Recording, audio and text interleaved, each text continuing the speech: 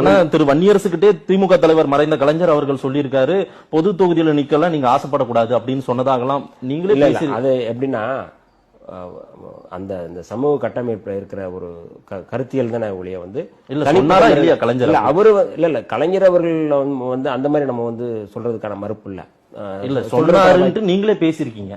பொது தொகுதி கட்டம் பொது தொகுதி வந்து திமுக கொடுக்கல. அப்ப அவங்க சொன்னது என்ன, நீங்க எல்லாம் பொது தொகுதிக்கு ஆசைப்படாதீங்க அப்படின்னு சொன்னது.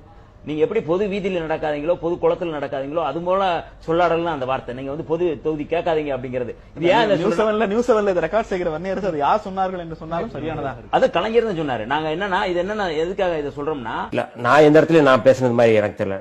என்னன்னா பொது தொகுதி வேணும் அப்படிங்கிறது வந்து எல்லாருக்குமே அதுக்கெல்லாம் நீங்க ஆசைப்படாதீங்க அப்படின்னு நீங்க சொன்னதா நீங்க பேசியிருக்கீங்க. இல்ல அதுதான், அதாவது வந்து நான் பேசுனதாக சொல்லியிருக்கலாம். கலைஞர் அவர்கள் வந்து ஒரு சமூக நீதியை காக்கின்ற ஒரு தலைவர். அவர் ஒரு ஒடுக்கப்பட்ட சமூகத்திலிருந்து தான் வந்தவர். கலைஞர் அவர்களுக்கு வந்து பெரியாருடைய கொள்கையை உள்வாங்கி கொண்டவர் தான் அவர் இந்த மாதிரி வந்து சொல்லியிருக்கிறாரு அப்படிங்கிறது சொன்னார் அப்படிங்கிறது வந்து ஒரு தவறான ஒரு செய்தி.